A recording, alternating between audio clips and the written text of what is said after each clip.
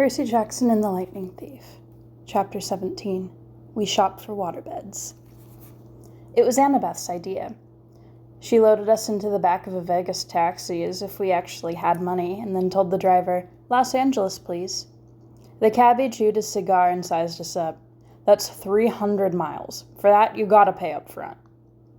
You accept casino debit cards?" Annabeth asked. He shrugged. "Some of them, same as credit cards. Gotta swipe them through first." Annabeth handed him her Green Lotus cash card. He looked at it skeptically. "Just swipe it," Annabeth invited. He did. His meter machine started rattling.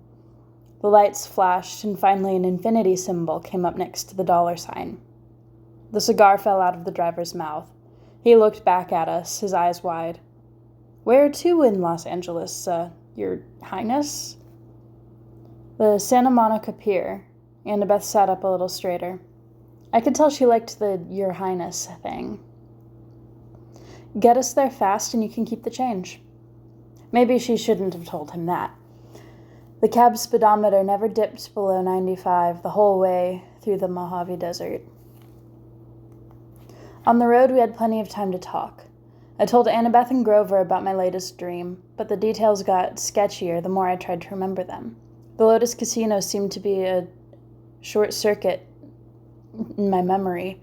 I couldn't recall what the invisible servant's voice had sounded like, though I was sure it was somebody I knew. The servant had called the monster in the pit something other than my lord, some special name or title. "The Silent One?" Annabeth suggested. "The Rich One? Both are nicknames for Hades." Maybe," I said, though neither of them sounded right. "That throne room sounds like Hades," Grover said. "That's the way it's usually described." I shook my head. No, something's wrong. The throne room wasn't the main part of the dream, and that voice from the pit, I don't know. It just didn't feel like a god's voice. Annabeth's eyes widened. "What?" I asked. "Oh, nothing. I was just... No, it has to be Hades. Maybe he sent his thief, the invisible person, to get the Master Bolt and something went wrong." "Like what?" "I don't know," she said. "But if he stole Zeus's symbol of power from Olympus and the gods were hunting him, I mean, a lot of things could go wrong. So this thief had to hide the bolt, or he lost it somehow.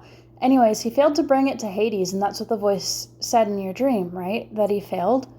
That would explain why the Furies were searching for it when they came after us on the bus. Maybe they thought we had retrieved the bolt." I wasn't sure what was wrong with her. She looked pale. "But if I'd already retrieved the bolt, why would I be traveling to the underworld?" "To threaten Hades," Grover suggested, "to bribe or blackmail him into giving your mom back." I whistled. "You sure have evil thoughts for a goat." "Why, thank you." "But the thing in the pit said it was wanting for 2 items," I said. "The Master Bolt is one. What's the other?" Grover shook his head, clearly mystified. Annabeth was looking at me as if she knew my next question and was silently willing me not to ask it. "You have an idea of what might be in that pit, don't you? I mean, if it isn't Hades." "Percy, let's not talk about it. 'Cause if it isn't Hades... no, it has to be Hades." Westland rolled by. We passed a sign that said, "California State Line, 12 miles. I got the feeling I was missing one simple, critical piece of information. It was like when I stared at a common word I should know, but I couldn't make sense of it because 1 or 2 letters were floating around. The more I thought about my quest, the more I was sure that confronting Hades was not the real answer. There was something else going on. Something more dangerous. The problem was, we were hurtling towards the underworld at 95 miles an hour, betting that Hades had the Master Bolt. If we got there and found out that we were wrong, we wouldn't have time to correct ourselves. The solstice deadline would pass and war would begin. "The answer is in the underworld," Annabeth assured me. You saw the spirits of the dead, Percy. There's only one place that could be. We're doing the right thing. She tried to boost our morale by suggesting clever strategies for getting into the land of the dead, but my heart wasn't in it. There were just too many unknown factors. It was like cramming for a test without knowing the subject, and believe me, I had done that enough times. The cab sped west. Every gust of wind through Death Valley sounded like a spirit of the dead. Every time the brakes hissed on an 18-wheeler, it reminded me of Echidna's reptilian voice. At sunset, the taxi dropped us at the beach in Santa Monica. It looked exactly the way LA beaches do in the movies, only it smelled worse. There were carnival rides lining the pier, palm trees lining sidewalks, homeless guys sleeping in sand dunes, and surfer dudes waiting for the perfect wave. Grover, Annabeth, and I walked down to the edge of the surf. "What now?" Annabeth asked. The Pacific was turning gold in the setting sun.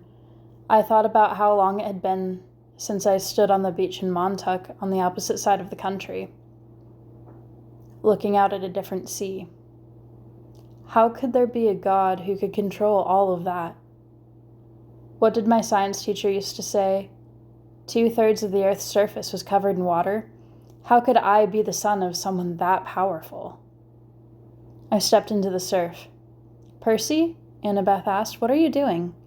I kept walking up to my waist, then my chest. She called after me. "You know how polluted that water is. There are all kinds of toxic..." And my head went under. I held my breath at first. It's difficult to intentionally inhale water. Finally, I couldn't stand it anymore. I gasped, and sure enough, I could breathe normally. I walked down into the shoals. I shouldn't have been able to see through the murk, but somehow I could tell where everything was. I could sense the rolling texture of the bottom. I could make out a sand dollar colony dotting the sandbar. I could even see the currents of warm and cold streams swirling together. I felt something rub against my leg and looked down and almost shot out of the water like a ballistic missile. Sliding along beside me was a 5-foot-long mako shark. But the thing wasn't attacking. It was nuzzling me, heeling like a dog. Tentatively, I reached out and touched its dorsal fin. It bucked a little, as if inviting me to hold tighter. I grabbed the fin with both hands, and it took off, pulling me along. The shark carried me down into the darkness. It deposited me at the edge of the ocean proper, where the sandbank dropped off into a huge chasm. It was like standing on the rim of the Grand Canyon at midnight, not being able to see much, but knowing the void was right there. The surface shimmered, maybe 150 feet above. I knew I should have been crushed by the pressure. Then again, I shouldn't have been able to breathe at all. I wondered if there was a limit to how deep I could go, if I could sink straight to the bottom of the Pacific. Then I saw something glimmering in the darkness below, glowing bigger and brighter as it rose towards me. A woman's voice, like my mother's, called, "Percy Jackson." As she got closer, her shape became clear. She had flowing black hair and a dress made of green silk. Light flickered around her, and her eyes were so distractingly beautiful I hardly noticed the stallion-sized seahorse she was riding. She dismounted, and the seahorse and the mako shark whisked off and started playing something that looked like tag. The underwater lady smiled at me. "You've come far, Percy Jackson. Well done." I wasn't quite sure what to do, so I bowed. "You're the woman who spoke to me in the Mississippi River." "Yes, child. I'm a Nereid, a spirit of the sea. It was not easy to appear so far upriver, but the naiads, my freshwater cousins, helped sustain my life force. They honor Lord Poseidon, though they do not serve in his court." "And you serve in Poseidon's court?" She nodded. "It has been many years since a child of the sea god has been born. We've watched you with great interest." Suddenly I remembered the faces and the waves of Montauk Beach when I was a little boy, reflections of smiling women. Like so many of the weird things in my life, I had never given it much thought before. "If my father is so interested in me," I said, "why isn't he here? Why doesn't he speak to me?" A cold current rose out of the depths. "Do not judge the Lord of the Sea too harshly," the Nereid told me. He stands at the brink of an unwanted war. He has much to occupy his time. Besides, he is forbidden to help you directly. The gods may not show such favoritism, even to their own children, especially to them. The gods can work by indirect influence only. That's why I give you this warning now, as a gift. She held out her hand, and 3 white pearls flashed in her palm. I know your journey to Hades' realm, she said.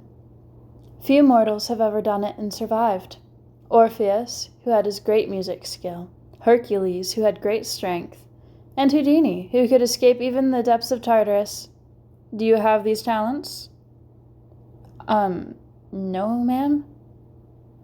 But you have something else, Percy. You have gifts that you have only begun to know. The oracles have foretold a great and terrible future for you, should you survive manhood. Poseidon would not have you die before your time. Therefore take these, and when you are in need, smash a pearl at your feet. What'll happen? That, she said, depends on the need. But remember, what belongs to the sea will always return to the sea. What's your warning? Her eyes flickered with green light. Go with what your heart tells you, or you will lose all. Hades feeds on doubt and hopelessness. He will trick you if he can, make you mistrust your own judgment. Once you're in his realm, he will never willingly let you leave. Keep faith. Good luck, Percy Jackson. She summoned her seahorse and rode towards the void.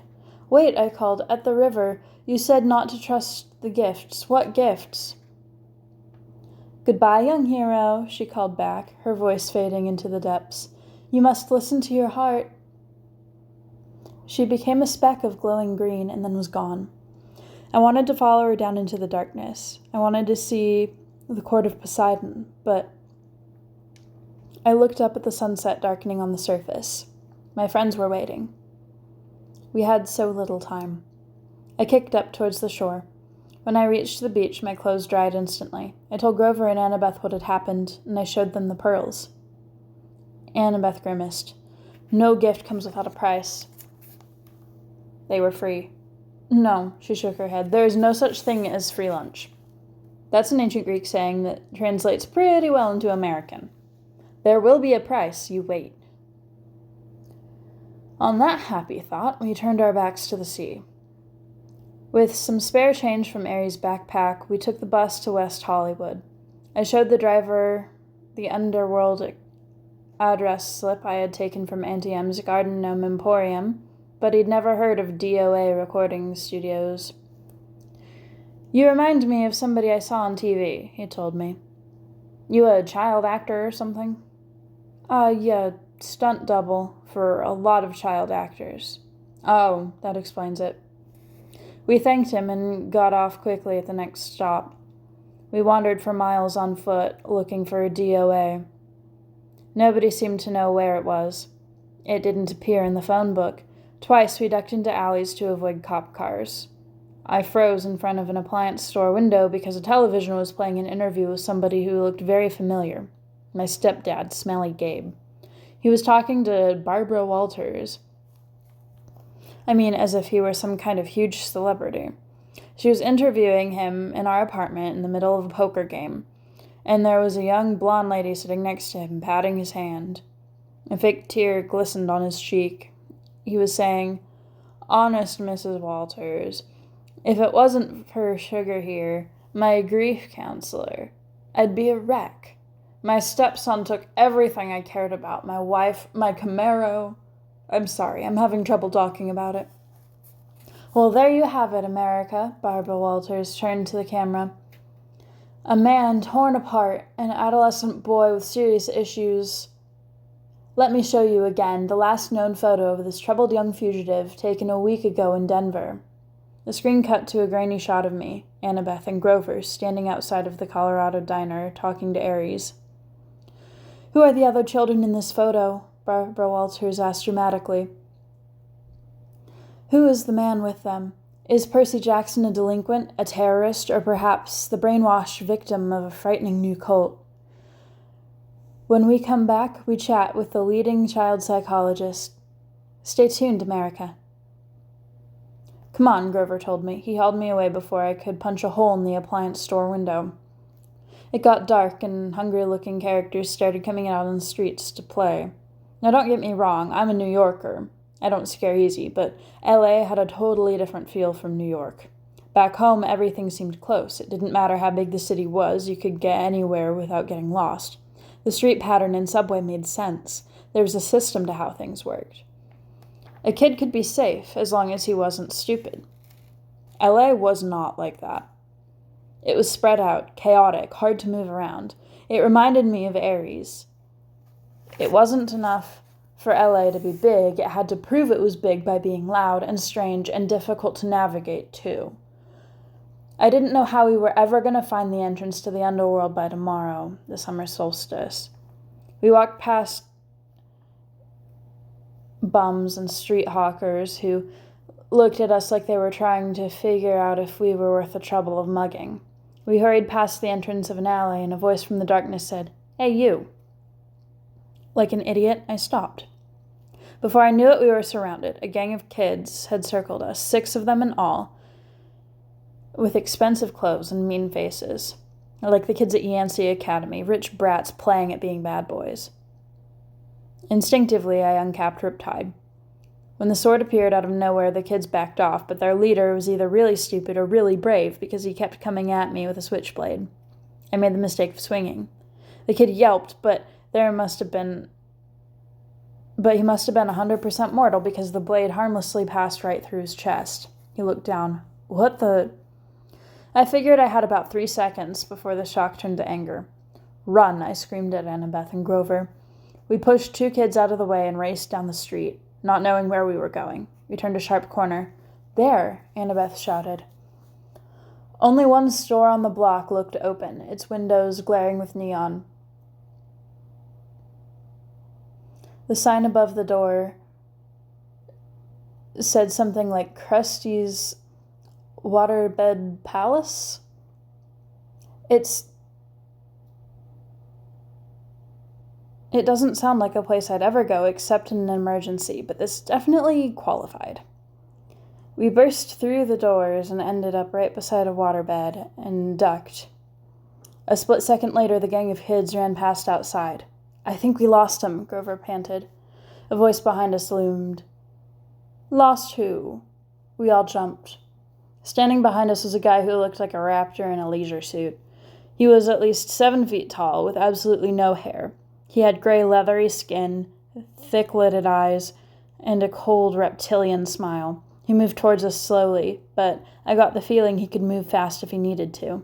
His suit might have come from the Lotus Casino. It belonged back in the 70s. Big time. The shirt was silk, paisley, unbuttoned halfway down his hairless chest. The lapels on his velvet jacket were as wide as landing strips. The silver chains around his neck, I couldn't even count them. "I'm Krusty," he said with a tartar yellow smile. I resisted the urge to say, yes, you are. "Sorry to barge in," I told him. "We were just, browsing."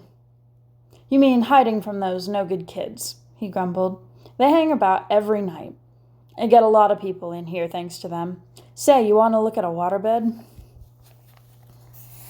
I was about to say no thanks when he put a huge paw on my shoulder and steered me deeper into the showroom.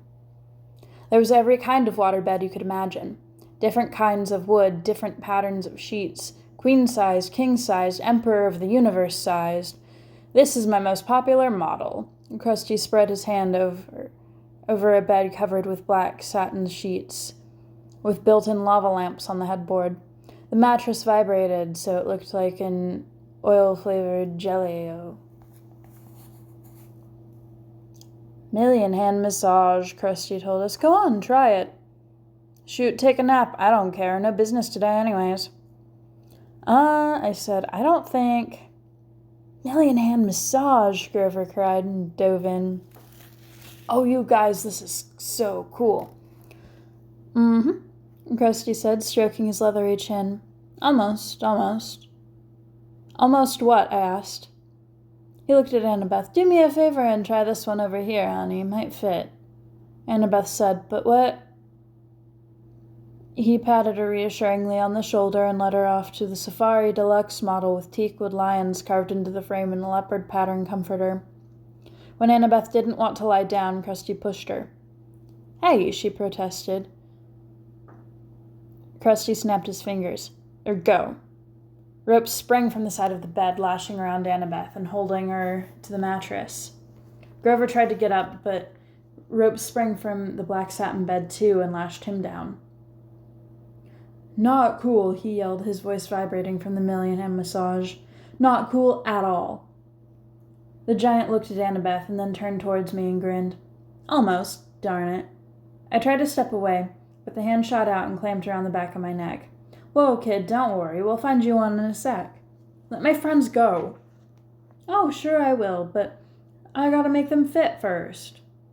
What do you mean? All the beds are exactly 6 feet. See, your friends are too short. You gotta make them fit. Annabeth and Grover kept struggling. Can't stand imperfect measurements, Krusty muttered. Ergo. A new set of ropes leaped from the top and bottom of the beds, wrapping around Grover and Annabeth's ankles, and then around their armpits. The ropes started tightening, pulling my friends from both ends. Don't worry, Krusty told me. These are stretching jobs, maybe 3 extra inches on their spines. They might even live. Now, why don't we find a bed that you like, huh? Percy, Grover yelled. My mind was racing. I knew I couldn't take on this giant waterbed salesman alone. He would snap my neck before I even got my sword out. Your real name's not Krusty, is it? I asked. Legally? It's Procrustes, he admitted. The stretcher, I said. I remembered the story. The giant who tried to kill Theseus with excess hospitality on his way to Athens. Yeah, the salesman said. But who can pronounce Procrustes? Bad for business. Now, Krusty, anybody can say that. You're right. It's not good. It's got a good ring to it. His eyes lit up. Oh, you think so? Oh, absolutely, I said. And the workmanship on these beds? Fabulous. He grinned hugely, but his fingers didn't loosen on my neck. Tell my customers that every time. Nobody bothers to look at the workmanship. How many built-in lava lamp headboards have you seen? Not many. That's right. Percy, Annabeth yelled, what are you doing? Don't mind her, I told Krusty. She's impossible. The giant laughed. All my customers are never 6 feet exactly, so inconsiderate. And then they complain about the fitting. What do you do if they're longer than 6 feet? Oh, that happens all the time. It's a simple fix. He let go of my neck, but before I could react, he reached behind a nearby sales desk and brought out a huge double-bladed brass axe. He said, I just center the subject as best I can and lop off whatever hangs off on either end. Oh, I said, swallowing hard. Sensible. I'm so glad to come across an intelligent customer. The ropes were really stretching my friends now. Annabeth was turning pale. Grover made gurgling sounds like a strangled goose. So, Krusty, I said, trying to keep my voice light. I glanced at the sales tag on the Valentine-shaped honeymoon special. Does this one really have dynamic stabilizers to stop wave motion? Absolutely, try it out. Yeah, maybe I will, but wouldn't it work even for a big guy like you? No waves at all? Guaranteed. No way. Way. Show me. He sat down eagerly on the edge of the bed and patted the mattress. No waves, see? I snapped my fingers. Ergo. The rope slashed around Krusty and flattened him against the mattress. Hey, he yelled. Center him just right, I said. The ropes readjusted themselves at my command, and his whole head stuck off the top. His feet stuck out the bottom. No, he cried. Wait, this is just a demo. I uncapped Riptide. A few simple adjustments. I had no qualms about what I was about to do. If Krusty were human, I wouldn't hurt him anyway. If he was a monster, he deserved to turn into dust for a while. You drive a hard bargain, he told me. I'll give you 30% off on any of the selected floor models. I think I'll start with the top. I raised my sword. No money down, no interest for 6 months. I swung. Krusty stopped making offers. I cut the ropes on the other beds. Annabeth and Grover got to their feet, groaning and wincing and cursing me a lot. You look taller, I said. Very funny, Annabeth said. Be faster next time. I looked at the bulletin board behind Krusty's sales desk. There was an advertisement for Hermes delivery service, another for the all-new compendium of LA area monsters, the only monsters yellow pages you'll ever need. Under that, a bright orange flyer for DOA recording studios offering commissions for heroes' souls. We are always looking for new talent. DOA's address was right underneath, with a map. Come on, I told my friends. Give us a minute, Grover complained. We are almost stretched to death. Well, then you're ready for the underworld. It's only a block from here.